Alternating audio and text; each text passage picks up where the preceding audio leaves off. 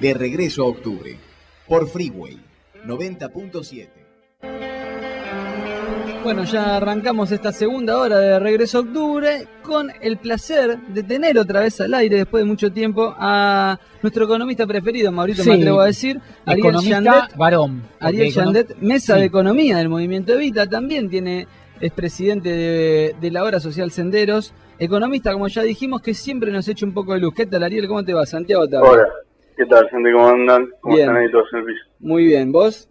Muy bien, la verdad que con mucho calor estos días, pero bien. Sí, acá la verdad en el estudio es un calor también.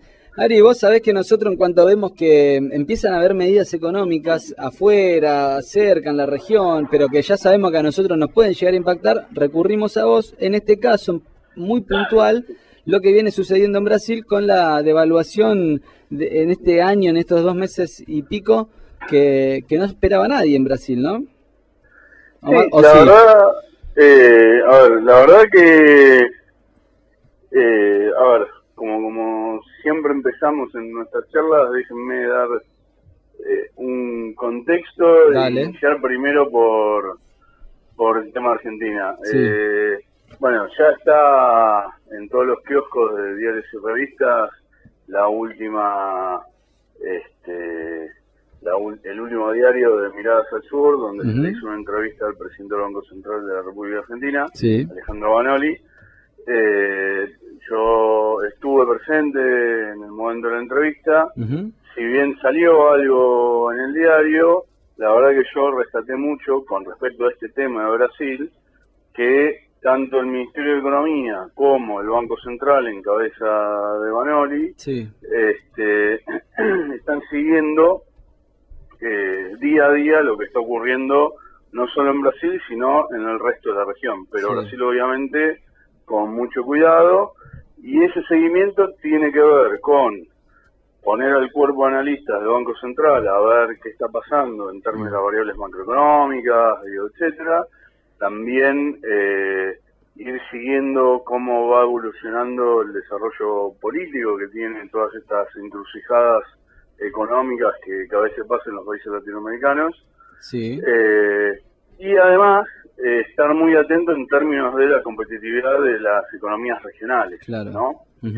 Y a mí la verdad que me dejó tranquilo no solo que lo estén estudiando, sino la definición política a través de esa entrevista que deslizó Alejandro Banoli, que es que, a ver, la discusión, ¿no?, en la que nosotros siempre estamos entramados, que es si hay que evaluar para ganar competitividad, claro, o no hay que evaluar para ganar competitividad, en realidad es una discusión de una cuenta que es de suma cero. O sea, yo devalúo para generarle competitividad al sector exportador, y esa competitividad, que no es otra cosa que darle más rentabilidad, porque digo, en definitiva la palabra de competitividad, en este caso, con el instrumento de evaluación, encubre transferir rentabilidades. Claro.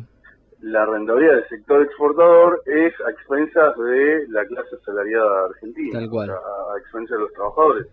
Con lo cual, tener un equipo económico y un presidente del Banco Central que no vea como único instrumento a la evaluación para lograr competitividad es algo muy bueno. Entonces, uno puede ganar competitividad vía subsidio de tasas, vía poner el sistema financiero y su liquidez en tasas baratas que ni siquiera tienen que subsidiar el Estado, sino que el sistema financiero podría darlas más baratas, para que determinados sectores ganen un poco de competitividad, en el caso que lo de Brasil sea permanente. Claro. ¿No? Y ahí es donde vamos al tema del contexto. Digo, lo de Brasil no es distinto. Yo me acuerdo de hace 4 años en una reunión con Horacio Chilini y otros compañeros más del MTA, yo les decía, digamos, con la mesa fuimos a hacer una presentación y poníamos el ojo en lo que estaba pasando en Brasil. Porque en Brasil hace 3 años cambió el ciclo económico. Lo mismo que pasó también en la Argentina. Sí. O sea, no es distinto lo que está pasando hoy en Brasil que lo que pasa en Argentina. Ahora, lo que pasa en Brasil y lo que pasó en Argentina, ¿qué es? A vos te dan vuelta la balanza de pagos, claro, algunos sectores que están ligados al desarrollo cotidiano, que empiezan a necesitar más dólares, para su propio desarrollo, o que empiezan a invertir en dólares, o que empiezan a endeudar, o que se fueron endeudando mucho y ahora ya no traen más deuda porque no se pueden financiar, pero sí les quedaron todos los pagos al exterior por hacer. Claro. Entonces lo que antes se compensaba con entrada de deuda y vos ibas pagando lo que debías, ahora que no te entra más deuda, eso sería el sector privado, solo está llevándose dólares de la economía pagando las deudas anteriores. Exacto. Entonces, ese tipo de contexto, más allá que no es exactamente el mismo, es apalancado por los medios de comunicación. Fíjense que Dilma hace muy poco acaba de ganar una elección muy reñida, sí, y todo el sector de oposición, mediático y político, se suben a los problemas de corrupción de Petrobras y a los problemas económicos para inclusive pedir una especie de juicio político a Dilma. Exacto, porque en porque realidad fue convalidada hasta hace un par de meses. Exacto, porque también hay un proceso inflacionario el último año, ¿no? Que no se venía dando. Bueno, es que, a ver, esto tal vez es un poco complicado. Cuando uno toma las inflaciones en dólares, ¿no? No la inflación de cada uno de los países, sino las inflaciones en dólares, y vos en la inflación en dólar para cada país tenés que tener en cuenta la inflación doméstica, o sea, la inflación de los productos en el país, y la devaluación de ese país con respecto al dólar. Que es como que importás, ¿no? Claro, digo, entonces vos inflación. podés tener una combinación de estrategias, y vos podés decir, mira, yo no devalúo, voy atrasando el tipo de cambio, y eso me genera menor inflación, ¿sí?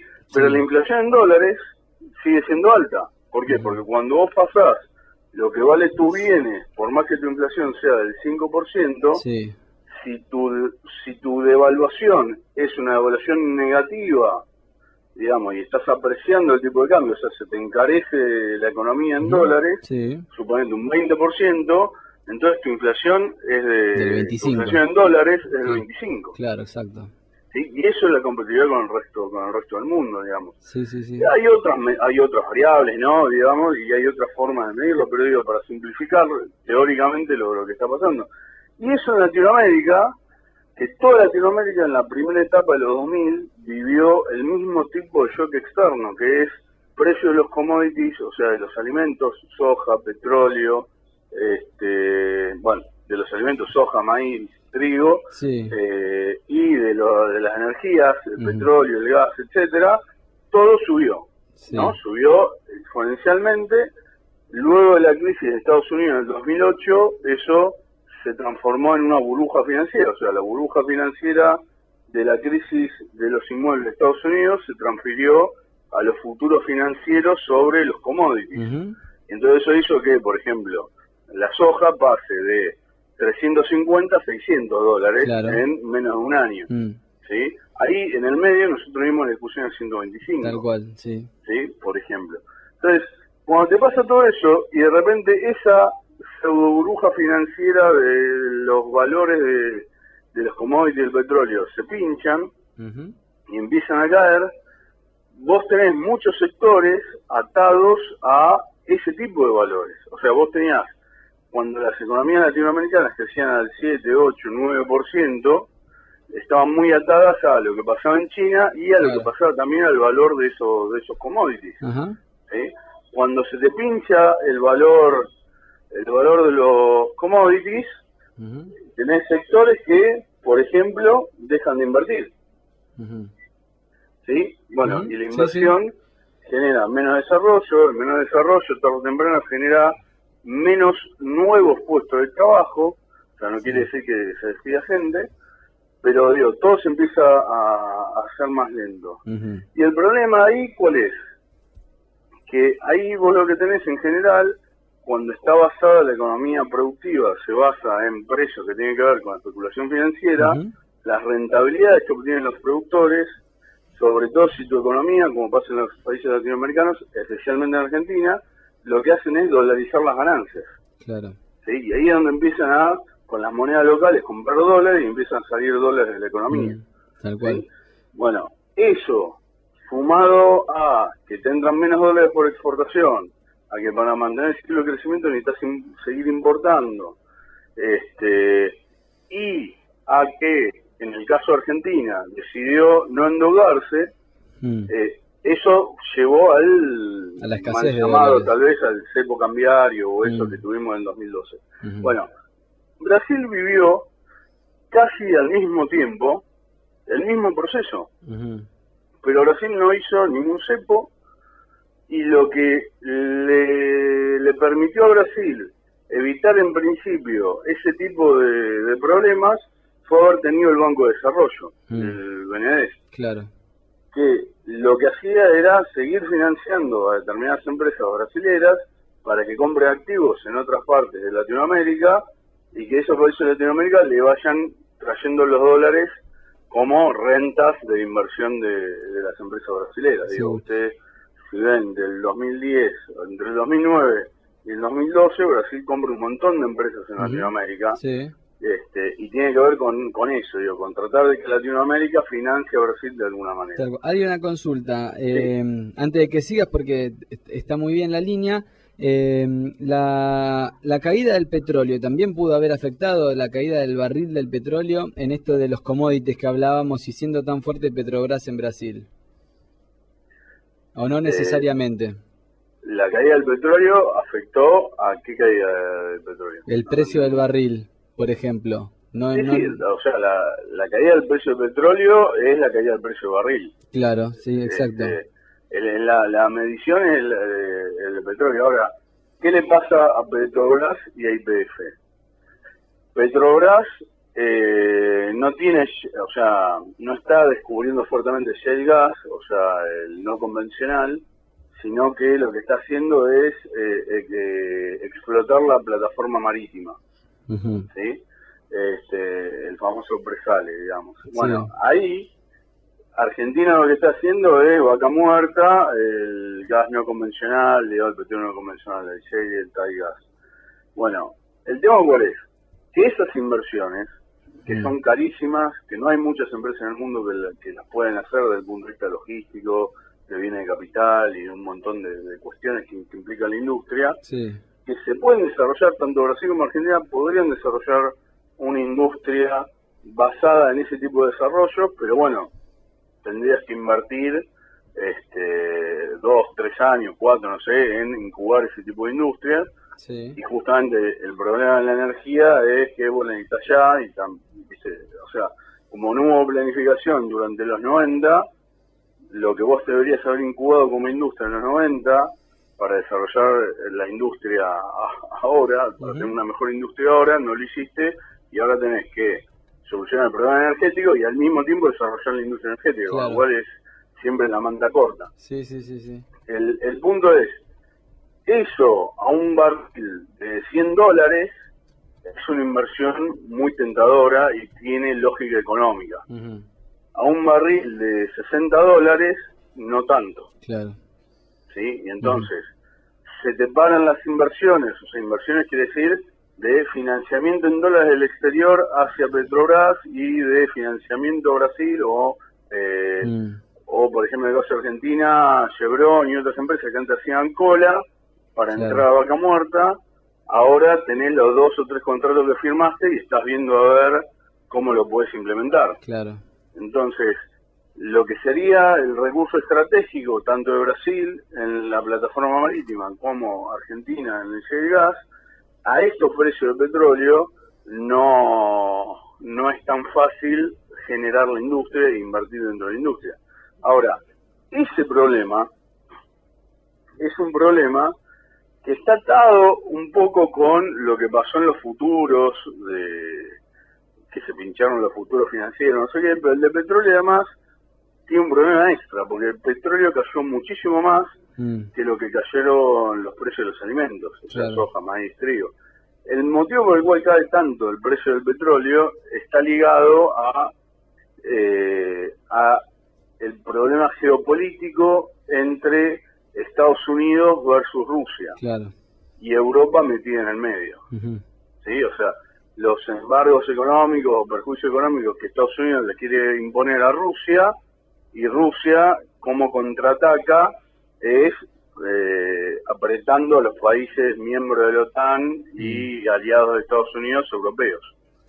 ¿Sí? Por ejemplo, vendiéndoles menos gas, poniendo en riesgo las exportaciones, cortándole todo tipo de importación de alimentos de sus economías regionales. En una Europa que tiene problemas de empleo, eso profundiza todavía más el conflicto de crecimiento.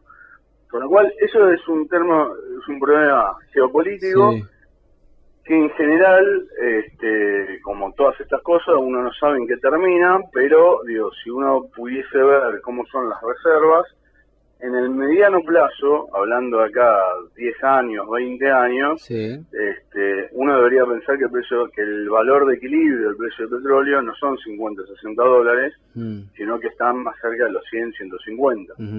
¿Sí? Sí. Con lo cual, las inversiones que se pueden hacer en los estratégicos tal vez no se hagan ahora, en este año o el año que viene, pero seguramente por más que esto continúe, se van a empezar a realizar las inversiones, porque son inversiones que de todas maneras piensan en el precio de dentro de 10 años, no en el precio de ahora.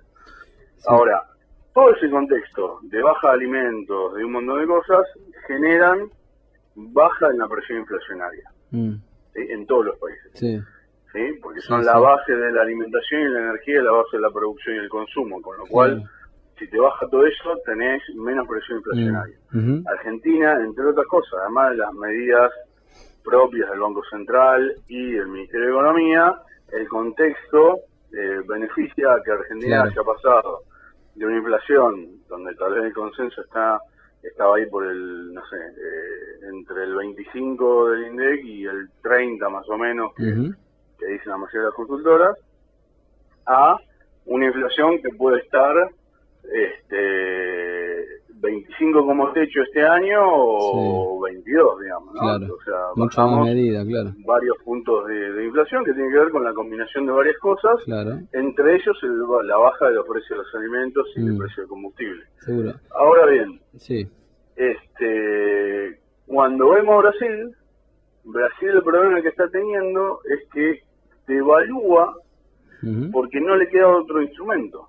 ¿Sí? A ver, dicho de otra manera, Brasil, cuando evitó, por ejemplo, cuando Argentina pone el cepo, ¿no? O sea, vos en la economía siempre tenés dos variables que entender, que es los mercados, digamos, en general. Vos siempre tenés que equilibrar tanto las cantidades que se producen en el mercado como el precio en el cual se vende el bien en el mercado. ¿Sí? O sea, precio y cantidad. Sí. Bueno, en la moneda, la cantidad es la cantidad de dinero, la liquidez que vos tenés en esa moneda. Y el precio es la tasa de interés, o en el caso de la relación entre, por ejemplo, el peso y el dólar, es el tipo de cambio. Claro. ¿Sí? O es la cantidad de dólares y el tipo de cambio. Bueno, Argentina decidió en ese momento cortar por lo sano, que es no permitir que Argentina y los argentinos financien al resto del mundo llevándose dólares de la economía. ¿Sí? O sea, tomó una decisión por cantidad, digamos. Claro. Pero no se van a ir dólares, no voy a perder liquidez en dólares, por lo menos en un principio tuvo un sesgo positivo. Después, como todo este tipo de medidas, empiezan a entrar en conflictos algunas industrias, algunos problemas, y bueno, y tenés que ir atajando problemas y ir solucionándolos. Sí. Pero digo, es una medida que tomó Argentina. La otra, ¿cuál es? Es ir devaluando. Claro. Entonces, Brasil, volviendo a Brasil no tomó la medida de la restricción de cantidades, o sea, no puso ningún control a la serie de dólares ni nada de eso, y en aquel momento tampoco devaluó. Ahora, lo que usó fue al Estado. Puso al Estado a subvencionar tasa de interés para no perder productividad en su industria.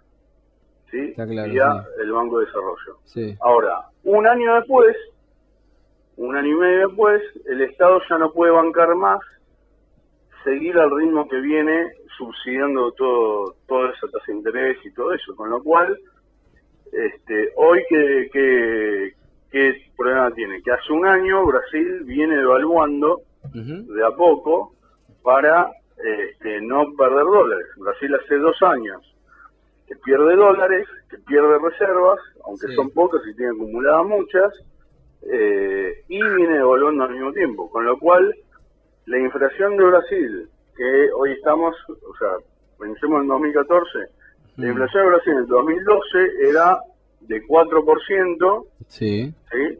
En el 2013 fue o sea, era de 4% pensando que hasta podía llegar a bajar, digamos, o sea, que venía Brasil bajando inflación, menos inflación, menos inflación. Ujú. En el 2013 pasa al 5 o 6, más o menos, y en el 2014 ya definitivamente se estanca en un piso de 6, Sí. pensando que puede llegar a 9. Mm. O sea, la expectativa inflacionaria hoy en Brasil se dio vuelta. Claro. Y está atado a que todos piensan que Brasil, para sostener su economía, va a tener que seguir devaluando. Exacto. ¿Sí? Ahora, ¿por qué?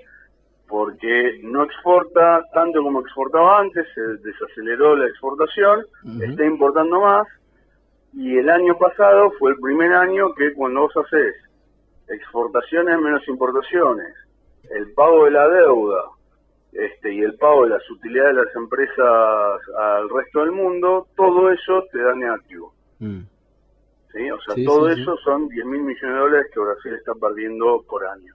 Ari, ¿esta devaluación a nosotros nos hace más caros para ellos? ¿Podemos perder competitividad con Brasil en el mercado entre los dos, digamos, entre las relaciones comerciales de nosotros con ellos? Bueno, por eso, como yo anticipaba que la charla iba a terminar en ese tipo de discusiones, empecé con lo de Argentina al comienzo, Sí. y lo del Banco Central, que es lo siguiente, digo, claro, a ver, como concepto básico de corto plazo, Sí. claramente con lo que está hoy pasando en Brasil, hoy quiere decir del año pasado y hasta ahora, ¿no? Argentina se está volviendo cara en relación a Brasil. ¿Sí? A ver, ahora, el problema cuál es, que vos en un país, y países como Argentina, inclusive países como Brasil, decir que Argentina es cara con respecto a Brasil es englobar muchas realidades que son distintas. Claro. Para empezar, no todos los que exportan, le exportan a Brasil. ¿Sí? Algunos le exportan a China, otros le exportan al resto del mundo, otros le exportan a Estados Unidos. En relación a Estados Unidos estamos baratos y además el dólar se está fortaleciendo, con lo cual vamos a seguir estando baratos. Claro. En relación a China también estamos baratos y además ellos dependen de lo que nosotros producimos, con lo cual más allá del precio, las cantidades van a seguir creciendo. Claro. ¿Sí? Y Brasil va a estar más caro en precio. Ahora, con Brasil, primero, como concepto global, sería, bueno, nosotros vamos a estar más caro en precio, vamos a tener menos competitividad. La solución no necesariamente pasa por Argentina acompañando la evaluación de Brasil, que lo puede llegar a hacer o no, y va a ser una decisión de política económica del gobierno. Sí. Yo creo que en el corto plazo no lo va a hacer, va a esperar a que Brasil trate de controlar un poco su macroeconomía. Pero vos podrías usar la evaluación. Ahora, el problema cuál es, que vos la evaluación para compensar el 27% de lo que le exportan a Brasil, afectás al 100% Claro. de todas las industrias y consumo argentino. Exacto. Y a todos Está los clarísimo. asalariados, con lo cual vos lo que deberías hacer que es agarrar y ver cómo está compuesto ese 27%. Entonces, una vez que vos haces eso, que es lo que está haciendo el Ministerio de Economía y el Banco Central, vos tenés diferentes alternativas. Primero, el principal instrumento es el político. Es la UNASUR, es la relación, a diferencia de los 90, es la relación estratégica que vos construiste con Brasil. Claro. Entre Cristina y Dilma, entre Néstor y Lula, etcétera. Entonces, vos ves en una mesa de negociaciones que siempre son complicados, los brasileños son jodidos, digamos, a la hora de negociar, vos podés algo que sería, te dejo de comprar, a, bueno, esperemos 3 meses, esperemos 6 meses, etcétera. Eso se puede llegar a negociar. Claro. Ahora, la segunda parte es agarrar qué es lo que se está exportando a Brasil. Y la verdad que el 27% de que se le exporta a Brasil vos también tenés otra parte que se importa, con lo cual vos lo que le comprás también lo podés negociar en términos de, che, si vos no me compras esto, yo te dejo comprar esto. Claro, tal cual. Eso se puede hacer. Ahora, del 27% que se exporta a Brasil, vos tenés una parte que son economías regionales, que son las más golpeadas. ¿Se acuerdan que TN había sacado lo de las aceitunas Nucete de San Juan, digamos, el señor llorando, digamos, no sé qué, que se arregló a los 3 meses en una negociación entre Cristina y Dilma, digamos, en términos de lo que estaba diciendo. Bueno, una parte es eso. Bueno, a ese sector vos podés tratar de llegarles con un crédito subsidiado, de poner al Estado en el medio para comprar, que el Estado argentino transitoriamente compre parte de su producción hasta que Brasil puede volver a comprar lo que le venía comprando.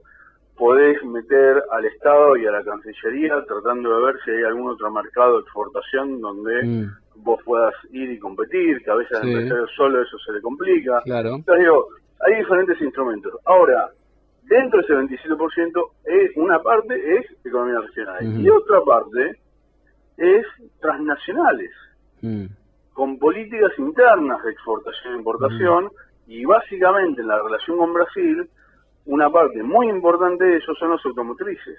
Entonces, si yo agarro y digo, mira, Brasil, a ver, si yo agarro y pienso linealmente diciendo, Brasil es el 27% de la exportación argentina. Brasil está devaluando. Por ende, yo tengo que devaluar para cuidar al 27%, ese argumento es falaz. Claro. ¿Sí? Primero, porque la parte del 27, que es economías regionales, que la devaluación tendría sentido para ellos, vos lo podés solucionar con otros instrumentos. Y la parte de las transnacionales, yo, antes que transferirle renta a las transnacionales automotrices argentinas, que están instaladas en Argentina, en su relación con Brasil, donde ni Argentina ni Brasil son jugadores donde ellos los consideran estratégicos, sino que tienen una visión más macro global, digamos, ¿no? Por ser una transnacional. Yo en realidad, antes de evaluar y decirle a las automotrices, tomen, acá tienen la transferencia de renta que provoca la devaluación, me tengo que sentar con ella y seguir reclamándoles, por ejemplo, en el caso de Argentina, ¿por qué aumentaron tanto el precio de los autos? Claro. ¿Por qué no entregan los autos? ¿Por qué no se sumaron al programa Procreauto? Etcétera, etcétera. Con lo cual, digo, la verdad que en la relación de las automotrices entre Argentina y Brasil, que es una parte muy importante, ese 27%, es casi la mitad, el problema ahí es un problema netamente político, nuevamente no es un problema económico. Claro. ¿No? Y es discutir la estrategia global de desarrollo de una transnacional. ¿Sí? Sí, Ari, nosotros ya ha sido extensa la nota y realmente muchas variables. Quizá pensamos que era más simple el tema, pero no, está todo atado a muchas variables y a muchos políticos en el medio, no solamente, como bien vos decís, decisiones económicas.